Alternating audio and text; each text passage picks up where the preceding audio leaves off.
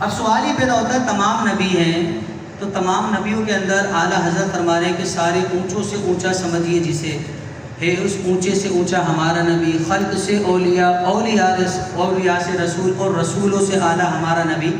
یہ کہاں لکھا ہے؟ کیونکہ بہت سے حضرات کے جنہیں لکھا ہوا بھی نظر نہ آئے، بہت سی چیزوں کے بارے میں یہ سوال کرتے ہیں کہ کہاں لکھا ہے۔ سنیے، اللہ تبارک و تعالیٰ قرآن کریم پارہ 3 سورہ بقرہ کے آیت نمبر 253 میں ارشاد فرماتا ہے، اعوذ باللہ من الشیطان الرجیم، تلک الرسل فضلنا بعضهم علی بعض منہم من کلم اللہ ورفع بعضهم درجات۔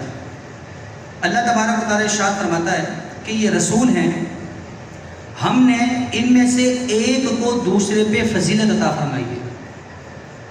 نبی ہونے میں، رسول ہونے میں تمام برابر ہیں، لیکن مراتب کے اعتبار سے ان کے درمیان بھی میں نے مراتب رکھے ہیں کہ ایک نبی کو دوسرے پر فضیلت دی ہے۔ اور مزید فرمایا کہ ان میں سے کسی سے اللہ نے کلام فرمایا، وکلم اللہ، کسی سے اللہ پاک نے کلام فرما کر ان کو الگ رتبہ دیا، جیسا کہ حضرت موسیٰ علیہ السلام سے کلام کر کے ان کو الگ رتبہ دیا۔ حضرت ابراہیم علیہ السلام کو اپنا دوست بنایا، نمرود نے جب آگ میں ڈالا تو اس آگ کو گلے گلزار بنایا، اس اعتبار سے آپ کو الگ رتبہ دیا۔ حضرت عیسیٰ علیہ السلام یہ بھی اللہ کے نبی ہونے میں موسیٰ علیہ السلام بھی برابر، ابراہیم علیہ السلام بھی برابر، عیسیٰ علیہ السلام بھی برابر۔ مرتبے کے اعتبار سے عیسیٰ علیہ السلام کو ایک الگ مرتبہ دیا، ہم کلامی کا شرف دے دیا، ہم کلامی کی نعمت دے دی۔ ابراہیم علیہ السلام کو اپنا خلیل بنا لیا، اپنا دوست بنا لیا، ان کے لیے آگ کو گلے گلزار بنا دیا۔ عیسیٰ علیہ السلام کو اپنا اللہ تبارک و تعالیٰ نے رسول بنایا، رسول بنانے کے ساتھ ساتھ اللہ تبارک و تعالیٰ نے آپ کو یہ عطا فرمایا کہ بن باپ کے اللہ تبارک و تعالیٰ نے آپ کو پیدا فرمایا۔ رب تعالیٰ مزید فرماتا ہے کہ میں نے بعض کو کلام کا شرف دیا، اور کوئی وہ ہے جسے سب پر درج و بلندی عطا فرمائی ہے۔ فرق دیکھیے، مزید رب تعالیٰ فرماتا کوئی وہ ہے جسے میں نے تمام پر تمام درجوں سے بلند پیدا کیا ہے، تو معلوم ہوا کہ کوئی ایک ہے کہ جسے اللہ تبارک و تعالیٰ نے انبیاء اور رسول کے درمیان بھی سب سے بڑا رتبہ دیا ہے۔ اب وہ کون شخصیت ہے؟ قرآن و حدیث اس بات پر دلالت کرتی ہے کہ وہ شخصیت اللہ پاک کے آخری نبی محمد مصطفیٰ صلی اللہ علیہ وآلہ وسلم ہے۔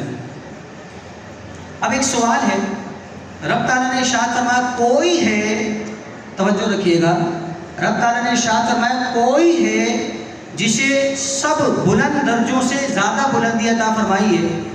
اللہ تبارک و تعالیٰ نے جہاں جہاں انبیاء کو فضیلت عطا فرمائی، نعمت ذکر فرمائی، ان کی شان ذکر فرمائی، تو نبیوں کے نام بیان کیے۔ جب نمرود کی آگ کی بات آئی تو ابراہیم علیہ السلام کا نام ذکر کیا۔ موسیٰ علیہ السلام سے جب ہم کلامی کی بات آئی، وَكَلَّمَ اللَّهُ مُوسَىٰ تَكْلِيمًا، اللہ پاک نے موسیٰ علیہ السلام سے کلام کیا، موسیٰ علیہ السلام کا نام ذکر کیا۔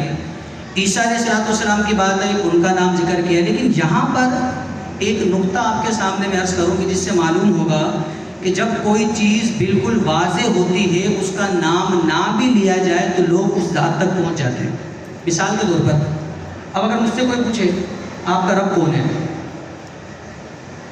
اب دیکھیں میں نام نہیں لوں گا، لیکن انداز اس طریقے کا ہوتا ہے گفتگو کا کہ جو چیز مشہور و معروف ہوتی ہے اس کا نام نہ بھی لیا جائے تو لوگوں کے اذہان، لوگوں کے ذہن خود بخود اس ذات تک پہنچ جاتے ہیں۔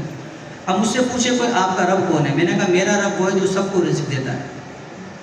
میں نے بھی یہ نہیں کہا کہ اللہ، میں نے کہا میرا رب وہ ہے جو سب کو رزق دیتا ہے۔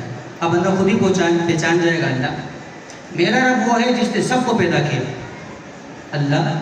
میرا رب وہ ہے کہ جو سب کو نوازتا ہے، اللہ۔ اب میں نام نہیں لے رہا، لیکن میں نے اس طریقے سے ذکر کیا کہ ہر شخص کہ جو اس چیز کی معرفت رکھتا ہے وہ فوراً پہنچ جائے گا کہ یہ ذات کون ہے۔ بتانے کا مطلب یہ ہے کہ جب کوئی چیز بالکل واضح ہوتی ہے، اگر اس کا نام نہ بھی لیا جائے تو بندہ خود ہی پہنچ جاتا ہے کہ آخر وہ ذات ہے کون سی۔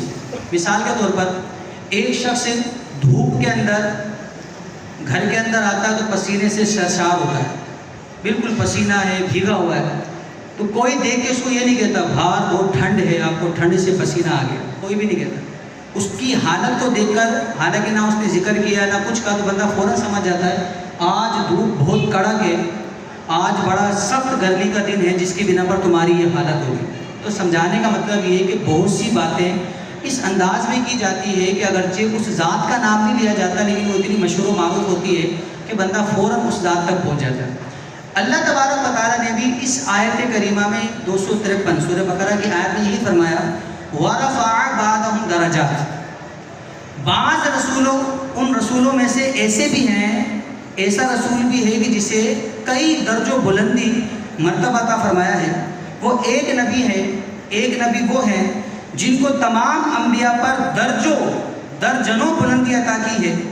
علم تفسیر کے تمام علماء اس بات پر متفق ہیں، بلکہ امام فخر الدین رازی رحمۃ اللہ تعالی علیہ بہت بڑے مفسر گزرے ہیں، آپ نے تو یہاں تک فرما دیا کہ ساری امت کا اس بات پر اتفاق ہے کہ وہ ایک نبی جسے اللہ تبارک و تعالیٰ نے تمام کے تمام نبیوں پر بلندی دی ہے، وہ اللہ پاک کے آخری نبی محمد مصطفیٰ صلی اللہ تعالیٰ علیہ وآلہ وسلم ہے۔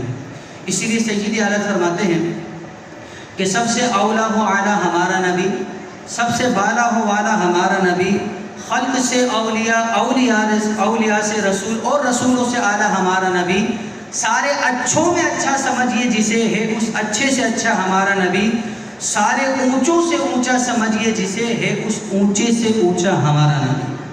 سبحان اللہ۔ تو معلوم ہوا کہ ہمارے